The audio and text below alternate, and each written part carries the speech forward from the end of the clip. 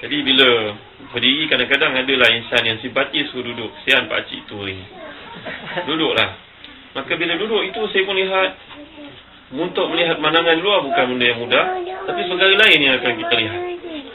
Ya, kita lihat orang kadang-kadang jadi trend, tradisi. Dia pakai baju terangkat, nampak dia punya pakaian dalam.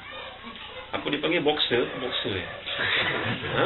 Nampak belang-belang. Kalau anak-anak muda kita tengok, tuan-tuan tak naik LRT. Ha? Kita naik nanti yang perempuan pun boleh tahan juga, dia akan pakai pakaian yang nampak pusat.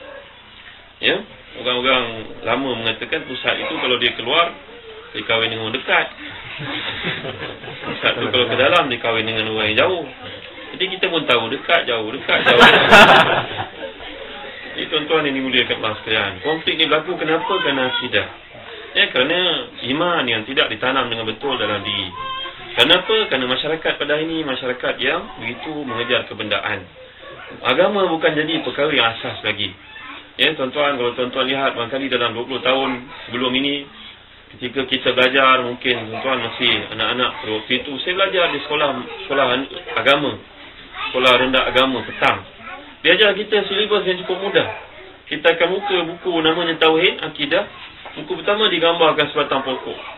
Dan pokok ini simple, ditunjuk lukisan tangan yang cukup simple tetapi ayatnya cukup bermakna.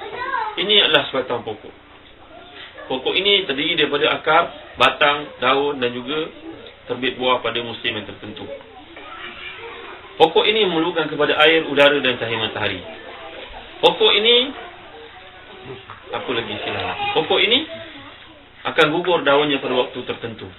Pokok ini dijadikan oleh Allah Subhanahu Wa Taala. Pernah tengok tak silibus ini?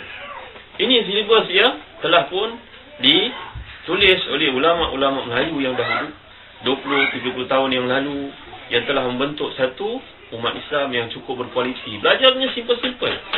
Pergi pada latihannya. Siapa menjadikan pokok? Pokok terdiri daripada apa? Walaupun maklumatnya simple dan kita anggap sebagai permukaan, benda-benda yang cukup surface, tapi dia membawa kita kepada satu dimensi yang cukup dalam. Kemudian kita pergi topik nombor 2, ditunjukkan laut. Laut ini merupakan satu makhluk Allah yang besar. Dalamnya terdapat ikan, terdapat bagai-bagai, umpamanya tulis batu karang dan lain-lain. Simple je tajuk-tajuk yang telah pun digarap sebegitu dalam pelajaran. Tapi perkara seperti ini kalau kita lihat amat berkurangan dalam pendekatan moden pada hari ini. Saya terdengar tentang pendekatan Yusuf Islam dan satu ceramahnya. Dia kata, keutamaan saya bila menubuhkan sekolah-sekolah di London, saya menubuhkan sekolah-sekolah di England ini, tujuannya untuk mengajar orang kalau dahulu A itu apple, tapi kita ajar anak-anak A itu Allah Subhanahu Wa Taala. A for Allah. Kan?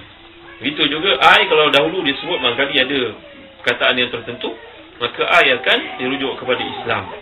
Semuanya mengaitkan kita kepada Allah Subhanahu Wa Taala.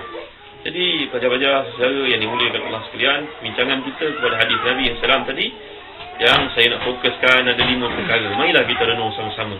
Kita mengakhiri Ramadan, kita mengakhiri Syawal, kita nak tengok iman kita ni ada tak skala ataupun julat dia yang boleh kita ukur. Dia meningkat, berkurang, maintain.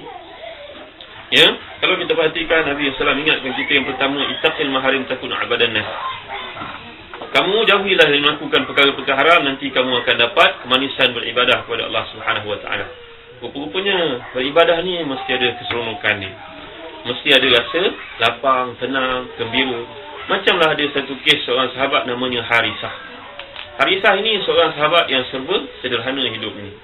Nabi perhatikan dia seorang yang tekun beribadah. Nabi panggil dia, wahai Harisah. Nabi tanya dia.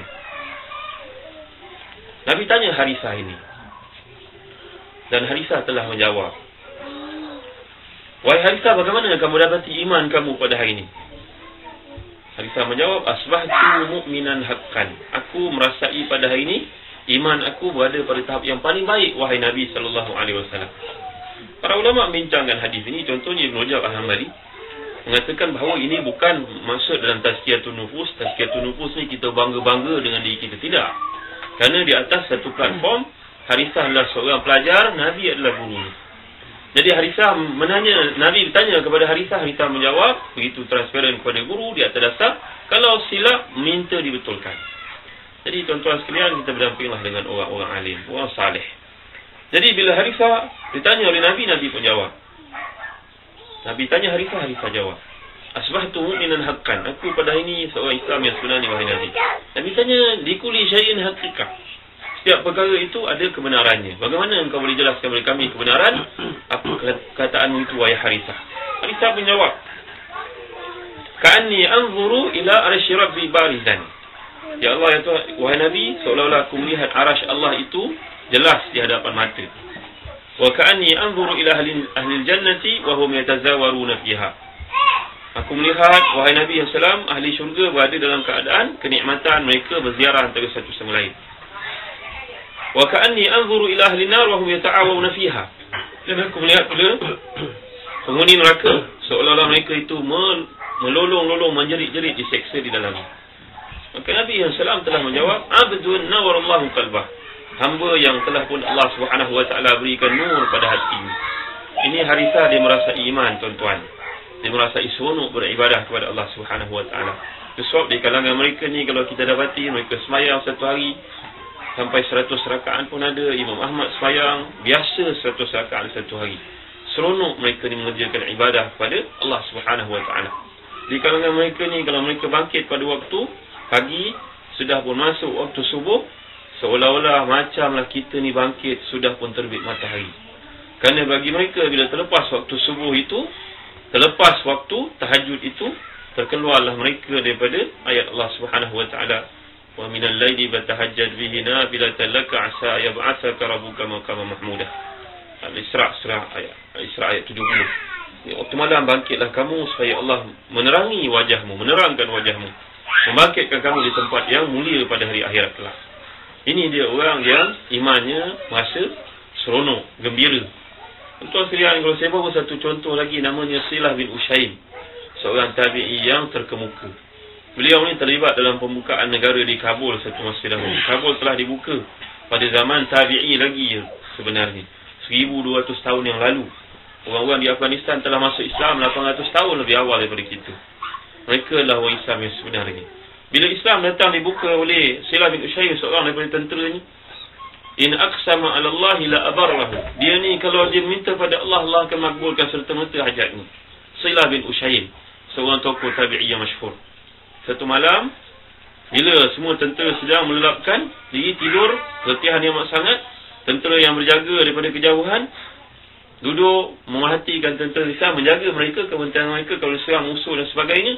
Silah pun bangkit pada waktu itu, mengangkat air sembahyang di kedinginan malam, dan dia pun sembahyang tahajud dalam keadaan orang lain semua sedang nak tidur. Tentera yang merhatikan, yang meriwayatkan cerita ini, melihat Silah bangkit sembahyang. Tengah-tengah sembahyang, tuan-tuan, seperti disebut oleh Imam Az-Zahabi dalam kitabnya Siyar A'lamin Nubala, satu kitab teras yang menceritakan tentang kehidupan sahabat dan juga tabi'i. Siyar A'lamin Nubala ada 28 juzuk dalam bahasa Arab, belum diterjemahkan lagi. Ya, kitab ni cukup hebat. Orang belajar hadis mesti sebut nama kitab ini, Siyar A'lamin Nubala, Imam Zahabi.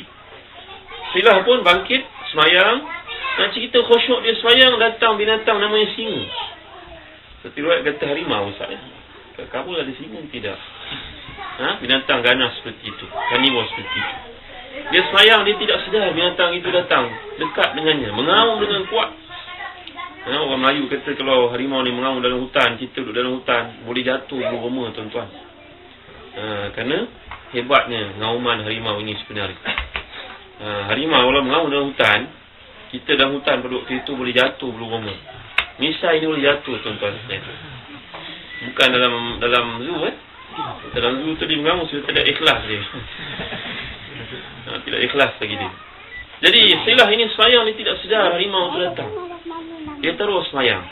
Kemudian bila dia bagi salam, dia barulah perhatikan harimau itu dekat dengannya. Dia perhati harimau ini. Harimau dia perhati dia balik semua. Dia boleh cakap harimau ni, penjaga yang jaga tentera ni, dia panjat atas pokok dalam riwayat tersebut, kerana bimbang harimau ni mendekatinya. Dia perhatikan dialog berlaku daripada seorang manusia yang namanya Silah ini dengan binatang yang bercakap bahasa dia, cakap dalam bahasa Arab. Dia kata, wahai singa, wahai harimau, sekiranya takdir Allah ajar aku sudah pun sampai, ayuh lakukan dengan segera.